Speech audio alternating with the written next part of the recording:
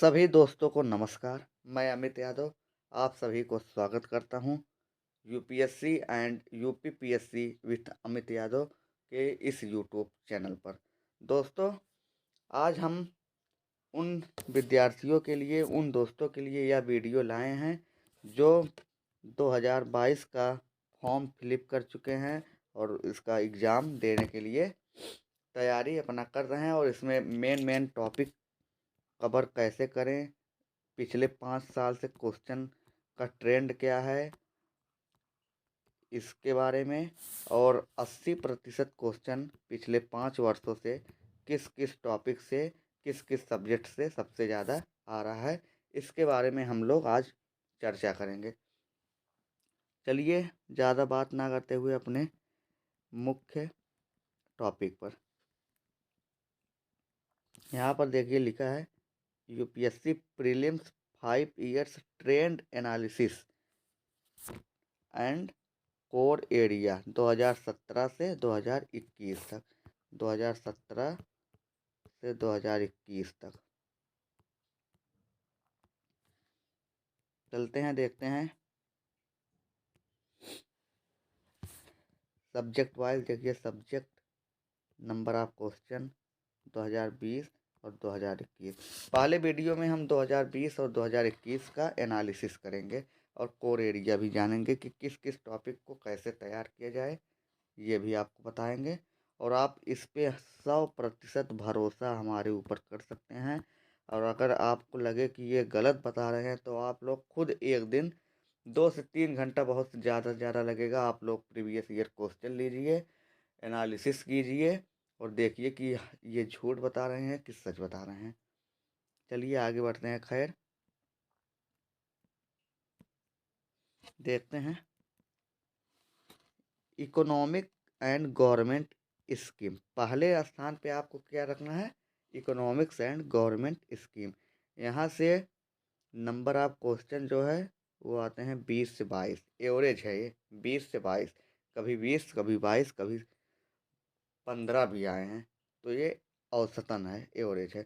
देखिए 2020 में कितना आया था, 23, यानी कि 23 क्वेश्चन, और 2021 में घट कर थोड़ा ये 14 हो गया, लेकिन ऐसा होता नहीं है। 2020 से पीछे 19 में जाएंगे तो भी 20 प्लस ही है, 17 18 में भी 20 प्लस है, लेकिन 21 में थोड़ा कम हो गया है। चलिए देखते हैं इसके बाद दूसरा टॉपिक जो है इन्वायरमेंट।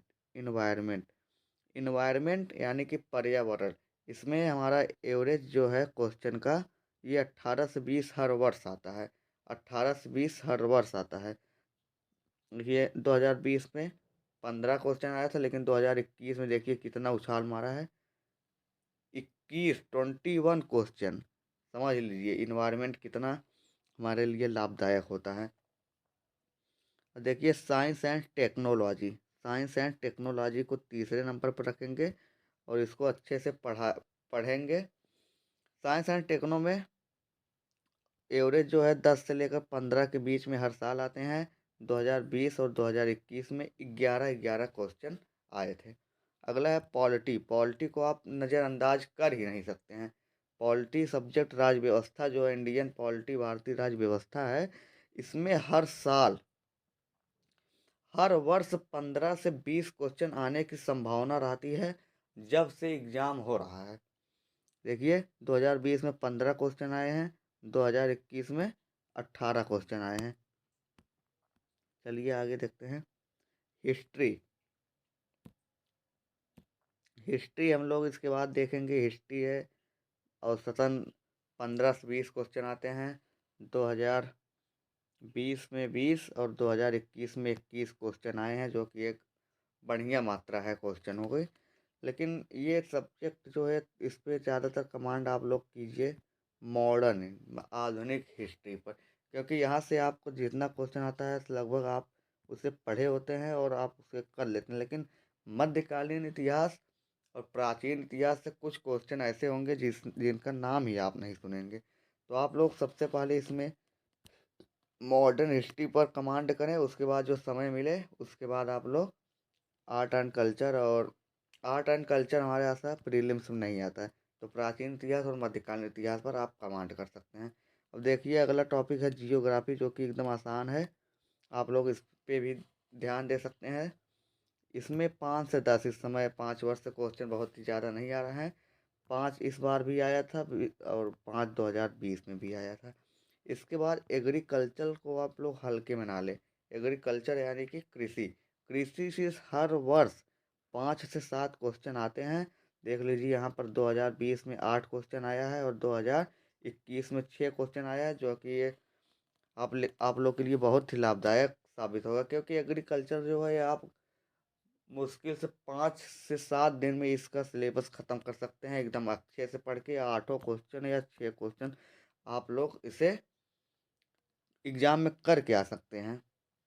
अदर में जैसे अवार्ड हो गए, इंटरनेशनल रिलेशन हो गए, स्पोर्ट्स के बारे में आ गया, ऑर्गेनाइजेशन के बारे में आ गया, रिपोर्ट्स के बारे में आ गया, इंडेक्स के बारे में आ गया, तो इससे भी 5 से 10 क्वेश्चन आते हैं। 3 आए थे 2020 में और 4 आए थे 2021 में। अगर हमारा इसमें सबसे पहले नंबर पर रखा जाए तो हम इस पे रखेंगे इकोनॉमिक्स को, सबसे पहले पे रखेंगे। कम समय में अगर पढ़ना हो तो सबसे पहले आप लोग इकोनॉमिक्स को दीजिए।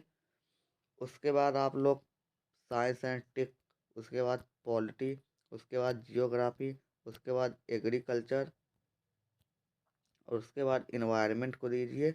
इन्वायरमेंट के लिए आप एनसीईआरटी में जो जियोग्राफी प्लस साइंस में हो उसको पढ़ सकते हैं। और एक मधुकर सर करके अन अकेडमी पर पढ़ा रहे हैं, इस समय उनका क्लास 2 घंटा 2.5 घंटा का चल रहा है, उनका वीडियो भी देख सकते हैं, बहुत ही मस्त पढ़ाए हैं। इन्वायरमेंट वहीं से आपका कवर हो जाएगा, जो कि 15 से 21 के बीच में अगर 20 क्वेश्चन आएगा इस बार, तो आप लोगों को उसमें 14 से 15 क्वेश्चन करने में सफल रहेंगे, सिर्फ मधुकर सर के उन वीडियो से। और जियोग्राफी एनसीईआरटी और साइंस का एनसीईआरटी भी पढ़ सकते हैं जीव विज्ञान में। उसके बाद आप लोग हिस्ट्री पर दे सकते हैं, और हिस्ट्री में सबसे महत्वपूर्ण है कि मॉडर्न हिस्ट्री आप लोग के जबान पर रहना चाहिए, एकदम अच्छे से मॉडर्न हिस्ट्री तैयार कीजिए। चलिए देखते हैं इनके कोर एरिया क्या है, कि किस किस टॉपिक से कितना क्वेश्चन पूछता है। ये subject wise core area.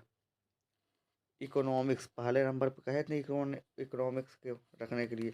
Economics में हम बैंकिंग और फाइनेंस से को पहले नंबर पर रख सकते हैं, क्योंकि यहाँ से 5-6 क्वेश्चन हर वर्ष आते हैं। फिजिकल पॉलिसी से भी क्वेश्चन आते हैं, ऑर्गेनाइजेशन से आते हैं, WTO IMF से आते हैं, BOP से आते हैं, बजट से क्वेश्चन 1-2 मिल जाते हैं, गवर्नमेंट स्कीम से मिल जाते हैं, सेक्टर से भी एक क्वेश्चन हर साल आता है। और इसमें कुछ थ्योरियों से आते हैं, economics theory, microeconomics, demand supply, इन सब जैसे थ्योरी से भी पूछ लिया जाता है। इसको अब बात आती है कि तैयार कैसे करते हैं। रिसोर्स, इसका रिसोर्सेस क्या है, तो आप इसमें एनसीईआरटी क्लास 11th का न्यू पढ़ सकते हैं, आपके लिए सफिशिएंट है। और अगर आपको थोड़ा और समय मिले तो मुरनाल सर का वीडियो आप देख सकते हैं, अगर यूट्यूब पर मिले, अन्यथा आप किसी भी टीचर से पढ़े होंगे उन्हीं का रिवाइज कर सकते हैं। अगले पे चलते हैं हम लोग। अगला हमारा पॉलिटी, दूसरे नंबर पर हम क्या रख सकते हैं, polity and governance. Polity and governance, इसमें हम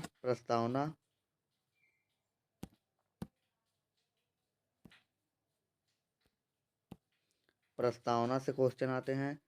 फंडामेंटल राइट्स हर साल 4 क्वेश्चन लगभग आता है। राष्ट्रपति एवं राज्यपाल से क्वेश्चन आता है। DPSP राज्य के नीति निर्देशक तत्व से क्वेश्चन आता है। विधायिका कार्यपालिका न्यायपालिका से क्वेश्चन आते हैं। एक्ट एंड बिल से आता है। संसद से आता है।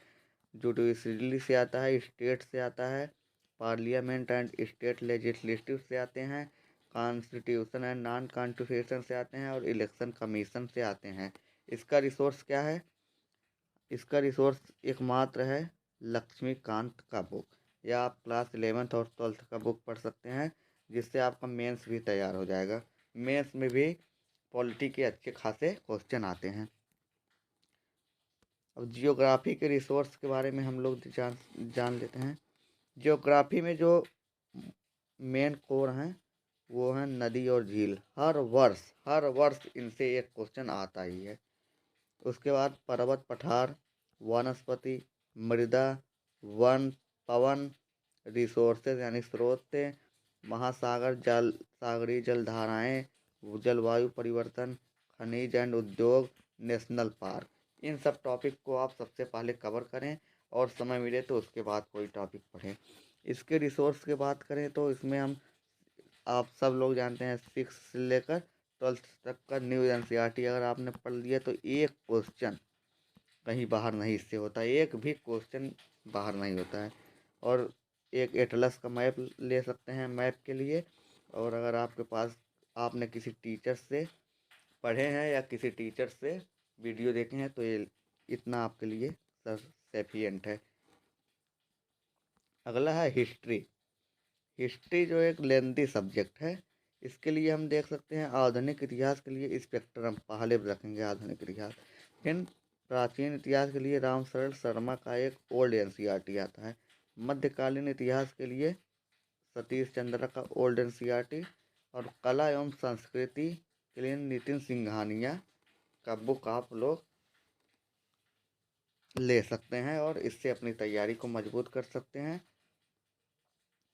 दोस्तों एक बात कह देना है कि ये बहुत ही समझ लीजिए मुख्य बात आपको बता रहे हैं। यहाँ से 80% क्वेश्चन पिछले 5 सालों से आ रहे हैं जहाँ तक कि हमने एनालिसिस किए हैं। तो आप लोग इसे स्किप मत कीजिएगा और लगातार इस वीडियो को देखिए और शेयर कीजिए ताकि आपके साथ साथ कई ऐसे विद्यार्थी जो इस वीडियो से मदद पा सकें।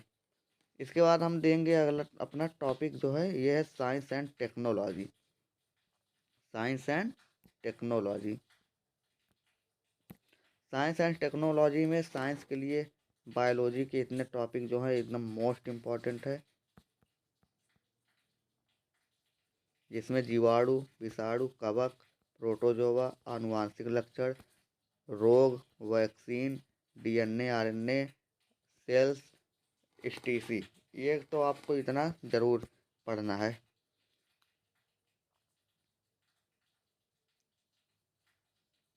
अगला है आम जन जीवन से जुड़ी विज्ञान। आम जन जीवन से जुड़ी विज्ञान इस जैसे मोबाइल हुआ, इंटरनेट हुआ, लाइट हुआ, 5G हुआ, ETC।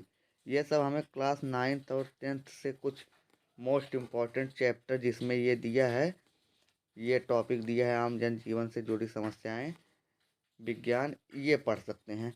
और टेक्नोलॉजी में हम DRDO, NASA, space technology, ISRO, nano, रियो टेक्नोलॉजी और एनर्जी, साइबर सिक्योरिटी आदि